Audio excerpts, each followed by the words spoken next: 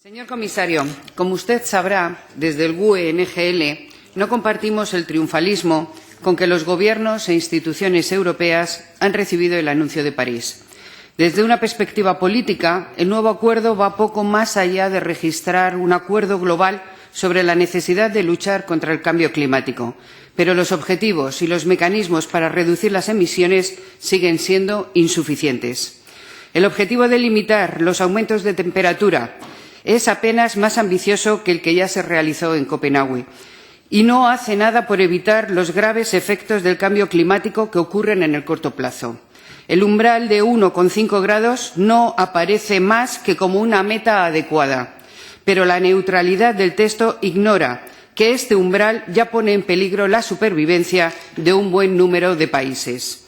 Me gustaría llamar su atención sobre 3 puntos de los que ya usted ha comentado alguna cosa, pero me ha parecido que debería insistir en algunas apreciaciones. El primero es sobre la ausencia de sanciones para aquellos países que no cumplan con sus compromisos y la ausencia de una visión global sobre la reducción de emisiones cuya resolución se fía exclusivamente a los mecanismos de mercado. La ausencia de objetivos vinculantes comunes abre solamente 2 caminos. El primero es el incumplimiento generalizado de los acuerdos o bien la perpetuación de las desigualdades entre los países industrializados y aquellos a quienes se les niega su desarrollo. Y la verdad es que me pregunto cuál de esas 2 vías es la apuesta que va a tener la Comisión. Porque resulta evidente que existe una discrepancia de fondo entre un sistema económico que favorece el dumping ambiental, por ejemplo, con el TTIP, como mecanismo de competitividad y la liberalización de sectores nodales a la eficiencia energética como el transporte y las necesidades de luchar contra el cambio climático. El segundo punto es el funcionamiento del Fondo de Compensación. Se ha denunciado ya que los fondos no son conmensurables a los costes de adaptación, pero además no queda claro en qué circunstancias puede existir una exención de responsabilidad, o bien si no se está pidiendo a los Estados que socialicen los costes masivos de la depredadora actividad de las multinacionales.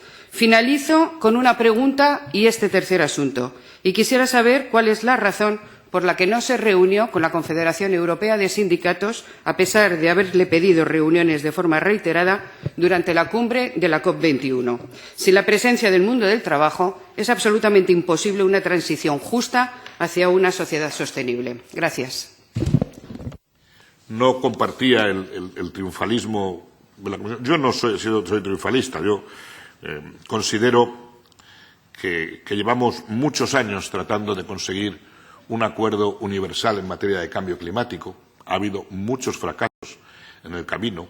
Seguimos la vía de Kioto y en Kioto, donde había esas sanciones y esos objetivos vinculantes que quiere la señora López Bermejo, lo que pasó en Kioto fue que solo 38 países, que suponían el 12% de las emisiones, ratificaron el protocolo de Kioto. De los 38, 28 de la Unión Europea. Por lo tanto, en términos de impacto en el cambio climático, Kioto no tuvo ningún impacto. ¿Cuál es el cambio cualitativo de este Acuerdo de París? Que antes de llegar a París, 187 países de los 196 que integran la Convención de Naciones Unidas del Cambio Climático, 187 voluntariamente pusieron compromisos encima de la mesa. Es un cambio mayor. Y se dice, es un fracaso. Bueno, si no hubiéramos hecho nada, si no se hubiera puesto encima de la mesa absolutamente nada, de acuerdo con el panel de expertos de Naciones Unidas sobre el cambio climático, el incremento de temperatura del mundo, la senda de incremento, pues estaríamos en una senda entre un incremento de 3,8 grados centígrados a 4,7. Con lo que se ha puesto encima de la mesa para llegar a París, estamos alrededor de 3 grados. Pues ya es un gran progreso, porque por lo menos la tendencia algo se ha disminuido. es evidente que no todo lo necesario. Por eso, primera cosa de lo que nos podemos alegrar, que hay un movimiento universal. Todos los países ponen en marcha políticas de energías limpias, de eficiencia energética, de buena gestión de las masas forestales, por primera vez en la historia del mundo, voluntariamente. Y se produce un movimiento en que se mueven todos los países simultáneamente. Y, en segundo lugar, como no es suficiente ese movimiento porque no estamos en los 2 grados centígrados, en segundo lugar, pues les ponemos en marcha un mecanismo de cada 5 años vamos a revisar dónde estamos, se va a analizar dónde está cada país, cómo ha ido cumpliendo sus compromisos cada país y globalmente qué tenemos que hacer para incrementar el nivel de ambición. Es otra forma de trabajar, con sanciones y objetivos absolutamente vinculantes a nivel de Estado miembro. En Kioto no llegamos a ninguna parte. Voluntariamente, 187 países ya han puesto en marcha medidas que hasta 2030 nos permiten limitar el crecimiento de las temperaturas, no todo lo necesario. En segundo lugar, este acuerdo es mucho más ambicioso porque los 2 grados centígrados hasta la fecha no estaban en un acuerdo internacional vinculante, estaban en una simple decisión que se tomó en Cancún, pero no era una decisión vinculante en un acuerdo de carácter internacional.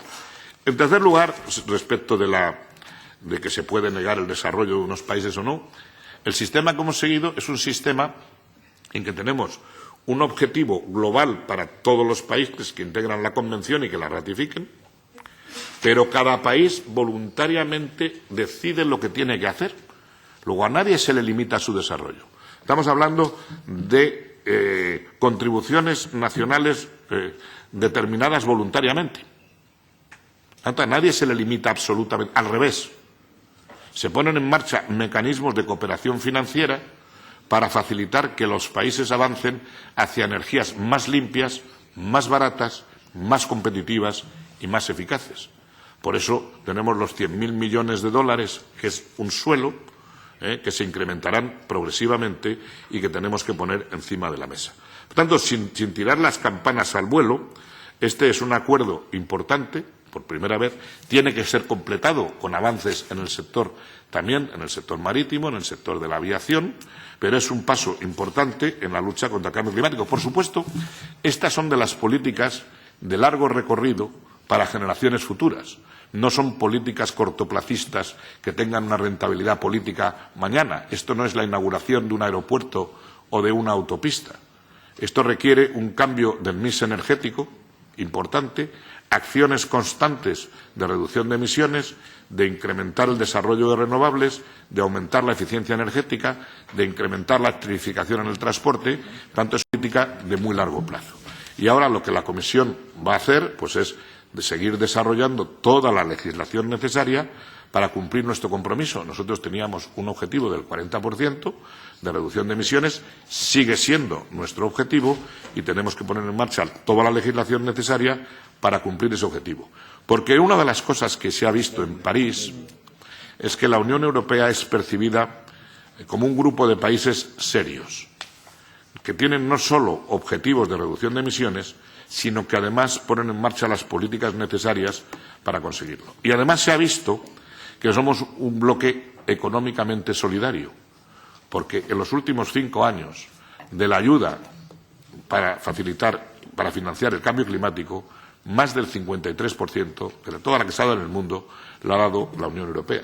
Tanto con objetivos ambiciosos, con políticas y con solidaridad, pues tenemos un respeto a nivel mundial que tenemos que explotar.